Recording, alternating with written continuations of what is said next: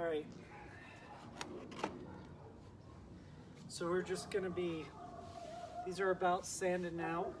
Just gonna give this the last little bit. Just make sure that it's actually smoothed off, and we'll have our inch there for our tread plate.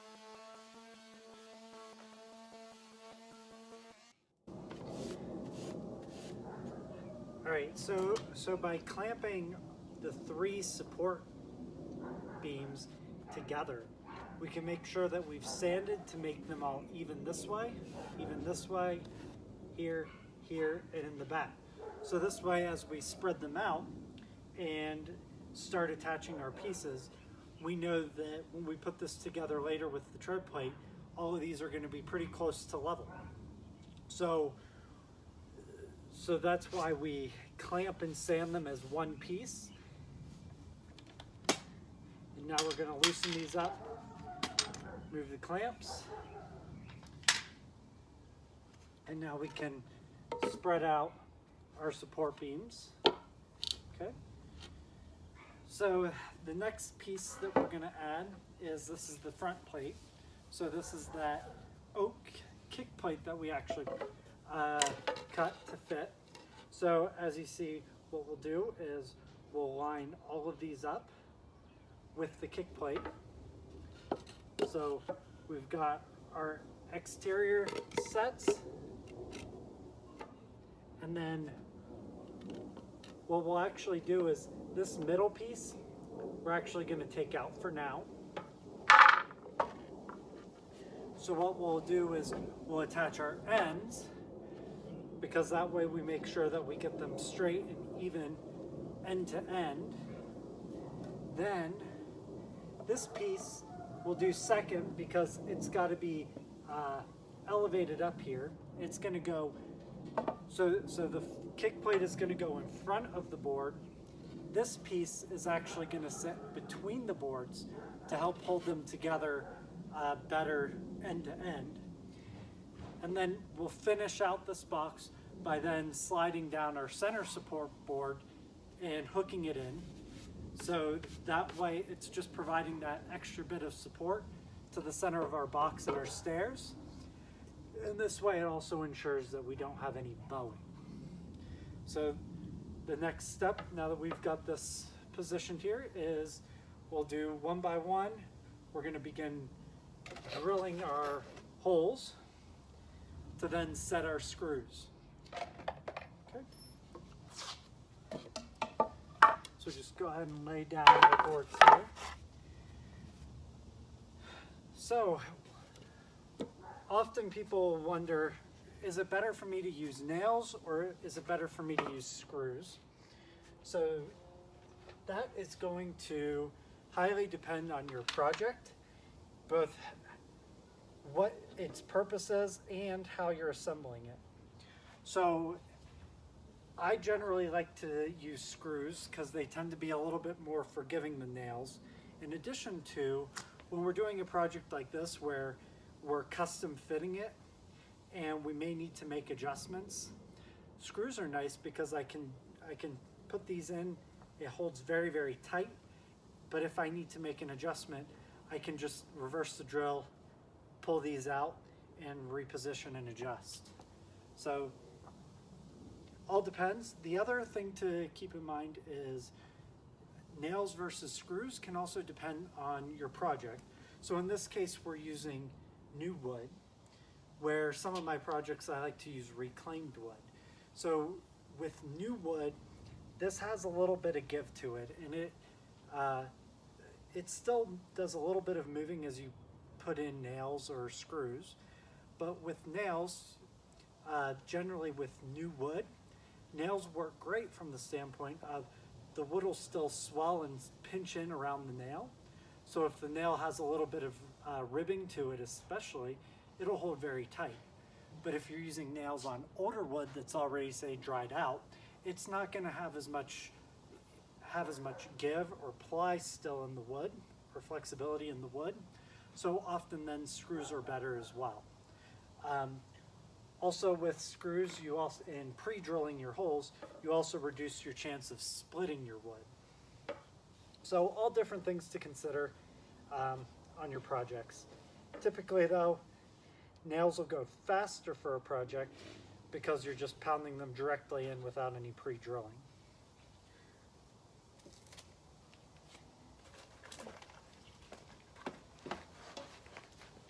Alright.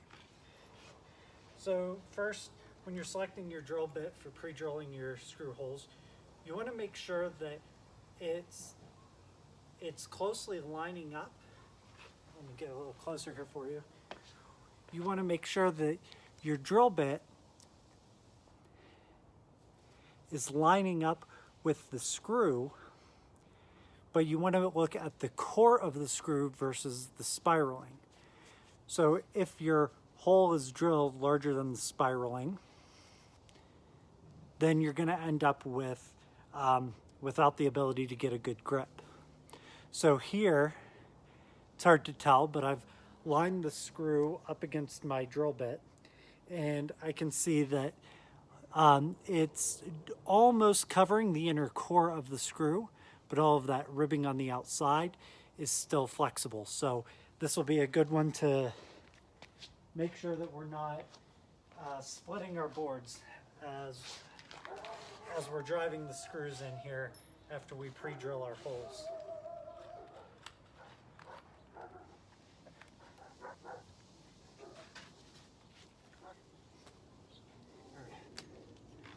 Okay, so we've got our drill ready to go. Now, we're going to take the time to make sure that we are doing a good job getting straight on a good 90-degree angles against our boards, so that when we actually place them, we know we're good.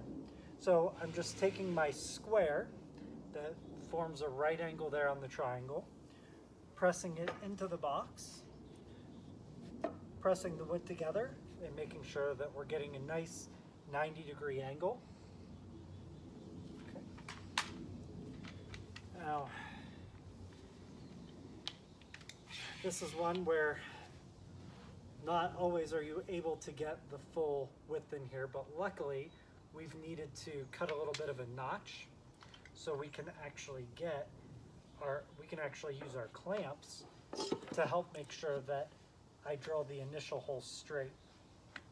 So we're just gonna slide the clamp out here.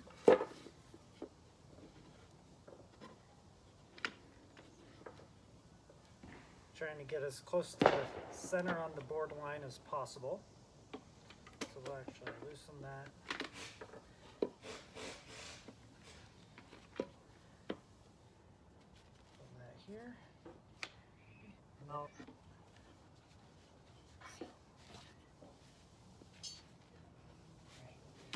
Right, so with it clamped, I'm just checking to make sure I have everything flush and aligned. We're checking to make sure that we're holding our 90-degree angle now that we're clamped. So we'll just have to make some minor tweaks and adjustments here.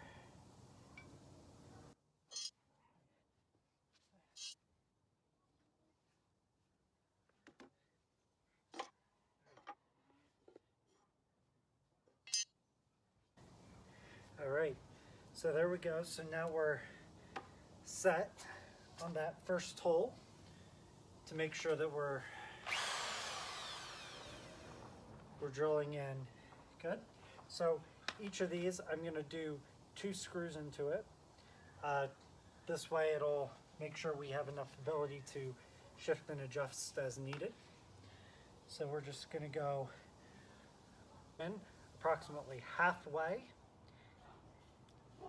into the middle of the board. That way, if the screw is just slightly off one way or another, we're still okay and it's not going to poke through on the sides. Okay, so we want to just make sure we're going in nice and straight. So give it a little bit of a starter so your bit doesn't slide out. Watch your fingers, because if it does come out, you want to make sure you're going to be very clear of this drill bit. And then we'll just go ahead and drill our hole.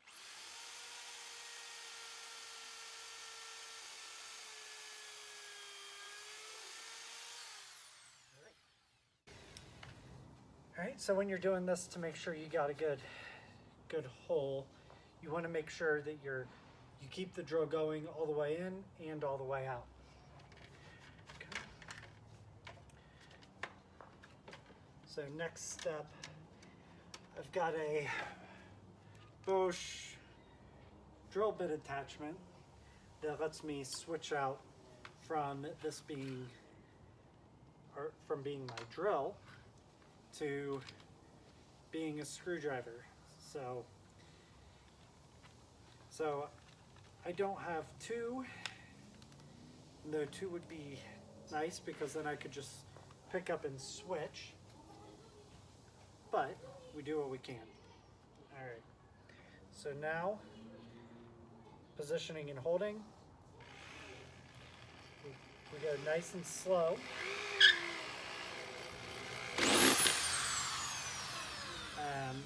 There's a great example of why.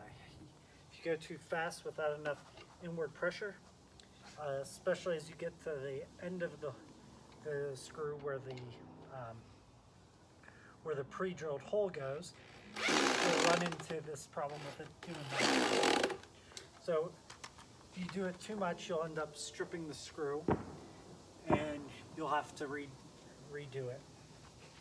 So sometimes at the end I'll also just get a hand driver to make sure I don't overdo it. But there, we get our screw in there, holding nice and flush. And that lets us then remove our clamp. So we check our angle one more time, especially on this first one. And everything still looks good. So we just make sure our position top to bottom, here to here, is still even.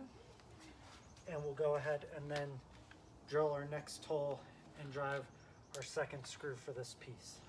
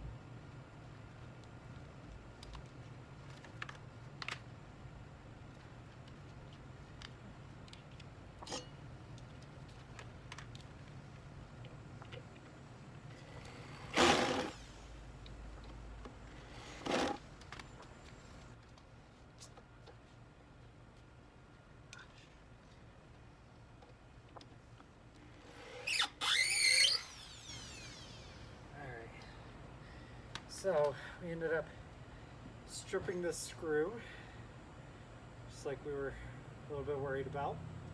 So again, another benefit of screws is generally easier to correct if you end up creating a problem. Okay. So try this one again.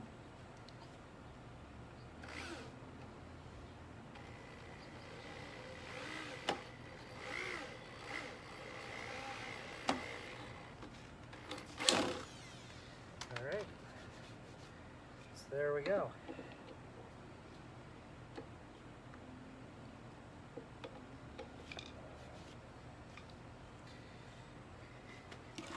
Okay, so just to get a closer look at it here, we've now got our two screws set in here, and once we're finished we'll end up running this nice and flush, and then we'll also do a final sanding to make sure that all of that is exactly as flush as we want it. So we'll keep working.